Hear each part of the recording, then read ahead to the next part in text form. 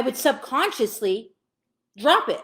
And I go, well, I have this to work on. I got that to work on. This client needs this, whatever that was for me, was an excuse. It was constantly excuses. And majority of you will see that in your lives, my life. There is something in your life that you're holding on to and your brain is hardwired to that doesn't serve you, that no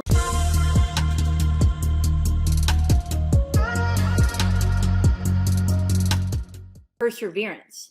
How committed are you to persevering through challenges in your life, right?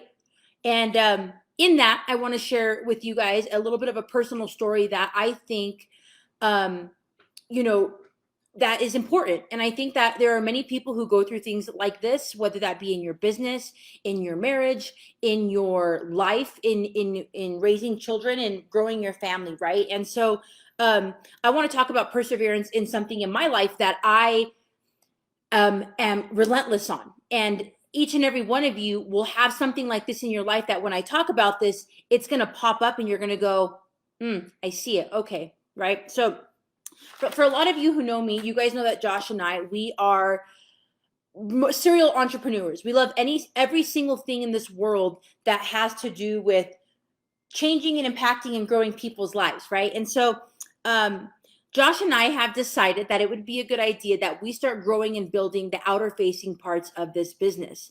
And oh my God. And so in that we have talked a lot about what mindset looks like, where and how we've gotten to the place we are today, where and how we've accomplished the things in our lives. And we talk a lot about mindset in this household. When our kids are off, we're off. We check in on each other. And when we're getting to a place to where it's not really making sense, we go, okay, let's pivot our attitudes. Let's take a step back. And for the last few months, really, I'd say for the last few months, I'd go longer into about the 6 to 9 month range. I've really struggled a lot with that. I've struggled a lot in my life with being able to see the bigger picture and how things work out, right? I've been very microscopic in this part of my life. And it's really impacted the growth of the company. It's really impacted me and how I've been able to adapt and help serve others.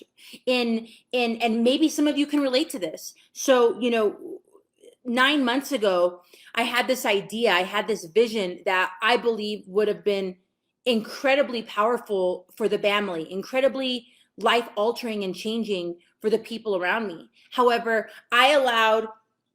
so fast forward, we go into this project and we start bouncing these ideas. Oh my gosh, we realize we have some really great content, really great material.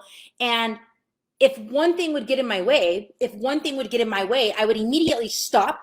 I'd move the needle and I'd go, wait a minute, absolutely, this is way too difficult for me. I can't do this.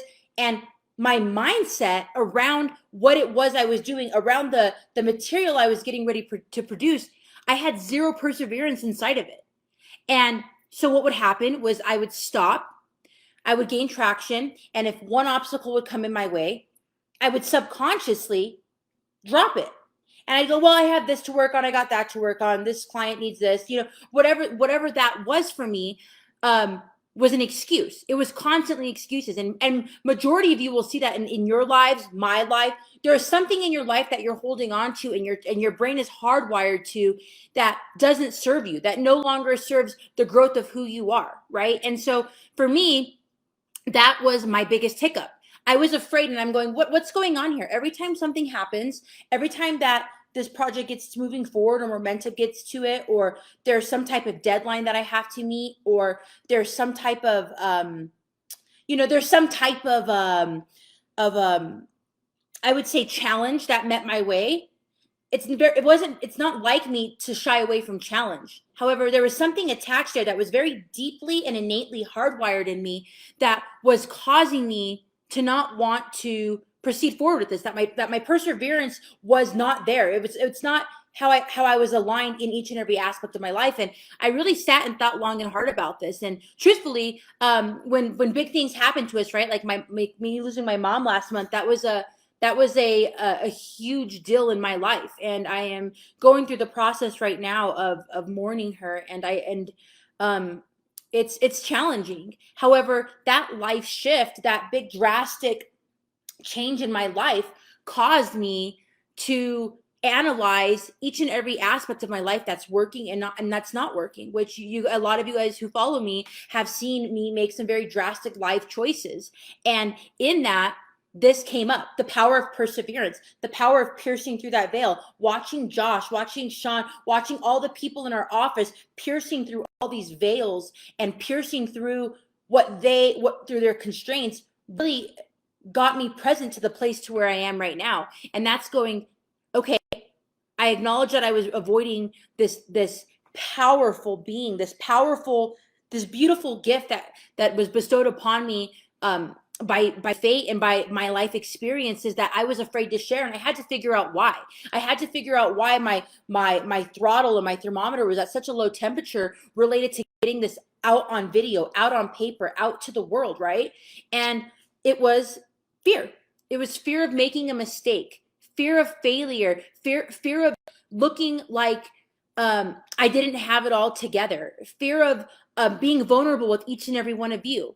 And I'm sure each and every one of you can relate to that. And maybe some can't. Maybe there are some people in this group, like, I know Josh, he runs at Fear. He inspires me each and every day. And, you know, really at the end of the day, each of us have our own stories, and we have our own book that we're creating. And some of us are designed innately inside of us to know that we have a deeper purpose to give back to others,